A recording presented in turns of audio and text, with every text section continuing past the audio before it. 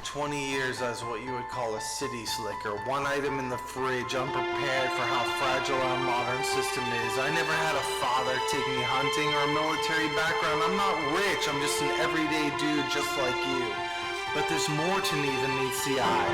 I've been homeless, I've been in jail, I've been mugged, I've been hospitalized. By God's grace, I know how to survive. After 2020, I became obsessed with survival, practicing every day of the week, and I've made the mistakes so you don't have to.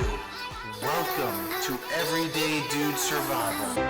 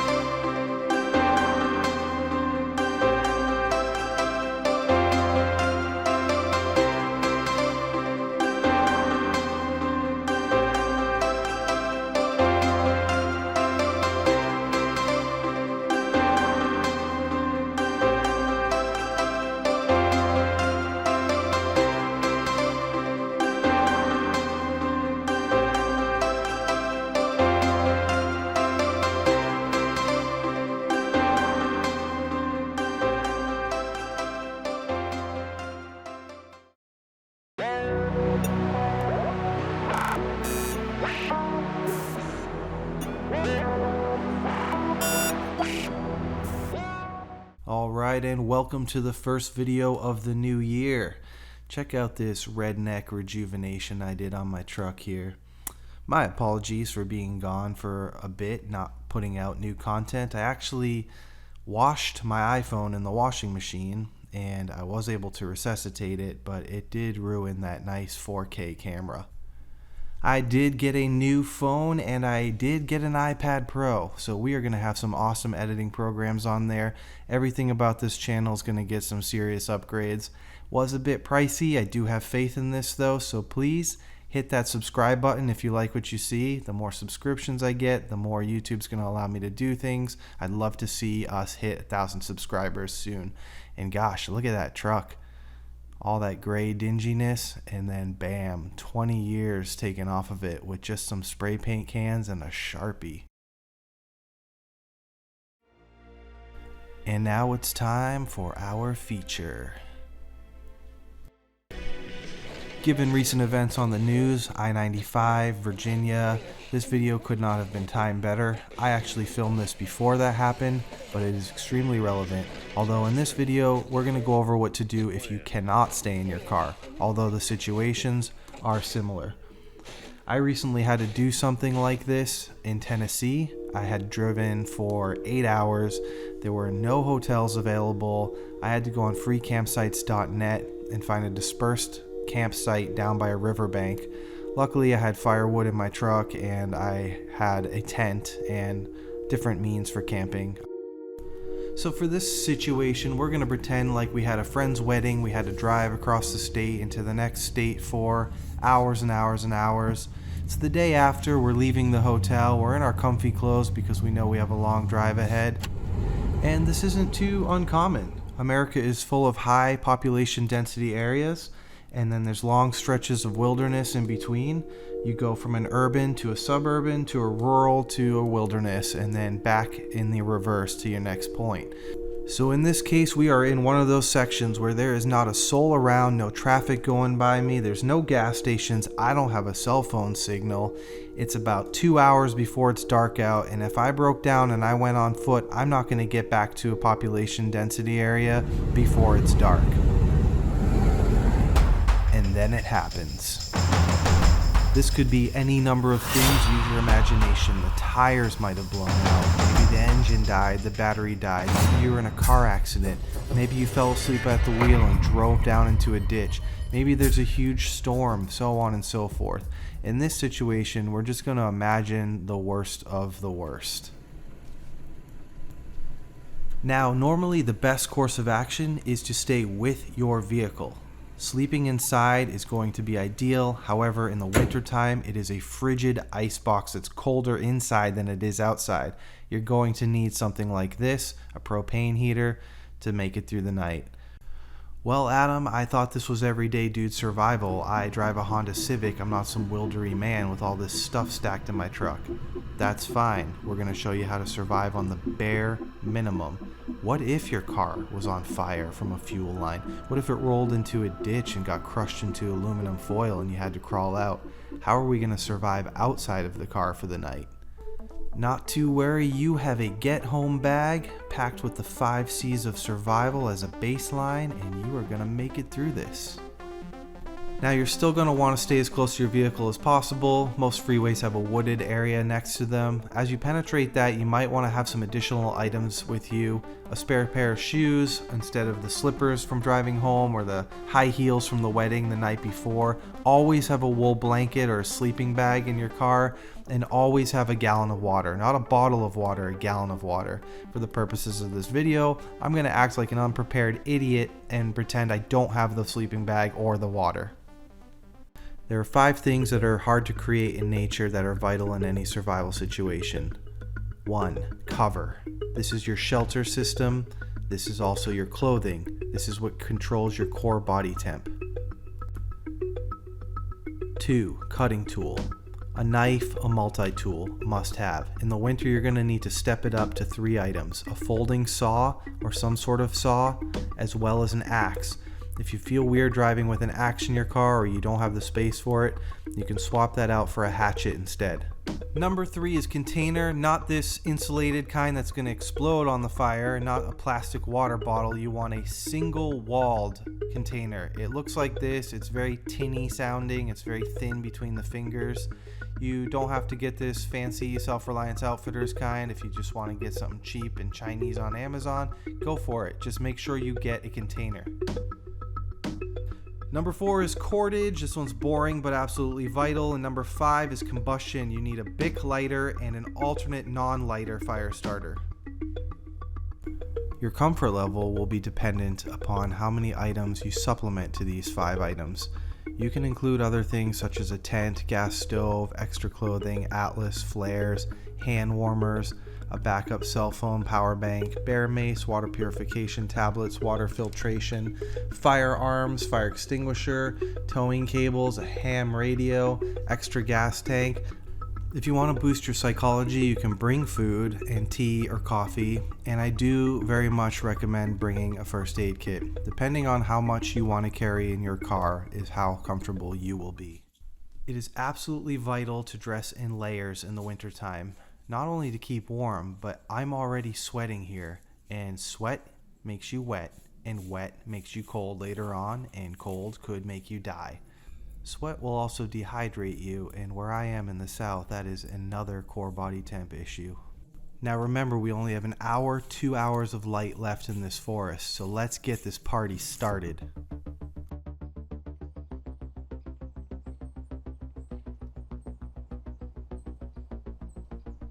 As far as shelter goes, you want something to sleep in, something to sleep under, and something to sleep on top of. Those 3 are the elements of shelter. Something called conduction happens where the ground sucks the heat out of your body. It's good to have something to lay on top of. You could take one of these foil blankets and some duff and make a mattress and put it on top. Or you can save yourself a hell of a lot of time and work just by throwing a yoga mat in the car, or a foam mat, or some sort of inflatable mat. If you sleep directly on the ground, you're a goner. Also, be aware of widowmakers, dead branches overhead that might fall and injure you.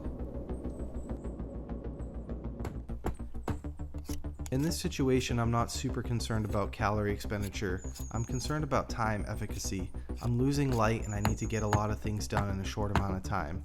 You can use your cutting tools to create things like steaks out in the wild, or you can do things to save time beforehand, like throwing 50-cent tent stakes into your bag. Be aware of drafts. Depending on your temperature, you can do a simple lean-to like this. You can fold it over in more of a tent shape. You can build side walls depending on your time. Either way, just make it suitable for surviving the night in your particular climate. The next priority is to get the materials you need for your fire. You're going to have to look around for dead branches and dry wood. In the wintertime, this is going to be a living nightmare. Chopping wood with an axe takes up way too much time and energy. This is where your folding saw comes in handy. You'll be able to process a lot more wood a lot faster. This Gerber folding saw I'm using is absolute garbage though. I'm definitely getting rid of this and buying a silky saw soon. The purpose of the axe or the hatchet is to actually get to this dry wood in the center here. We're going to need to process everything down, so you're going to have to split it, carve it with your cutting tools, and get to the good stuff that's actually going to be able to start your fire. After processing the amount of wood I need to stay warm throughout the night, I am now feeling the effects of dehydration. I'm dizzy and faint feeling, and I know I have to go find water. This is why I said bring water, because you do not want to do this. It's extremely easy to get disoriented and lost in the woods, even just going less than 5 minutes from your campsite. Look for very distinguishable visuals that will help guide you back. Watch out for things like ditches where you can really hurt your knees. The benefit of such a wet environment is that it will provide you with water. It's absolute hell trying to get your fire started, but you're going to be able to be hydrated, especially in a place like this where it rained the night before. However, I don't see any running water, so this is some very risky, nasty water. It's probably got all sorts of diseases in it from animal scat. You're going to want to boil it, and that's why we brought our container.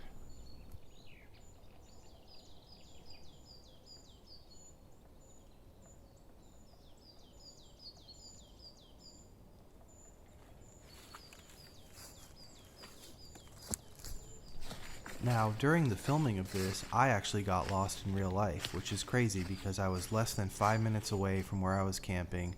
I had a cell phone GPS, and I've been in this area before.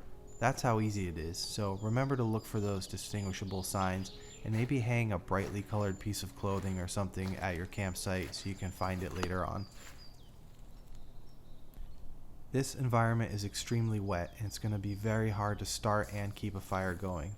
Normally you could just take a big piece of wood and drag it across throughout the night as needed to keep the fire going.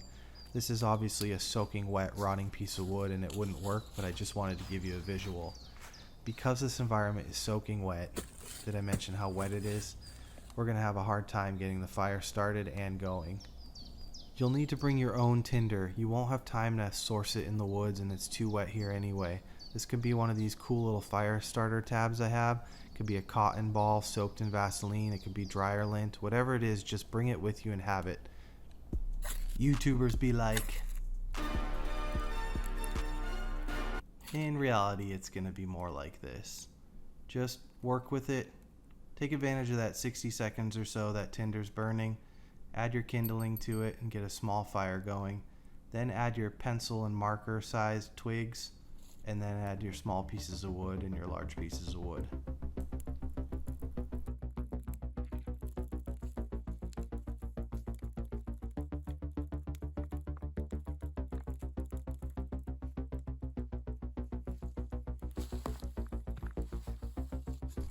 Find whatever you can in your car to make things easier. If you have a notebook, you can light some of that paper.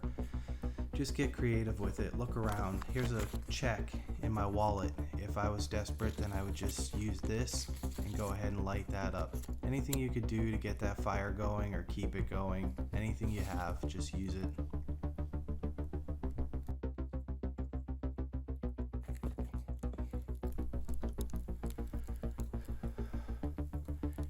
Now you can boil your water. Just take the lid off of it and place it in the fire. Put some more sticks around it and let it boil for a while. When it's time to pull it out, there's many ways to do it, but I find the fastest, easiest way is to take your cordage, tie a little wooden toggle to it, and use it to pull it out so you don't burn your hands, and set it on the ground to cool off.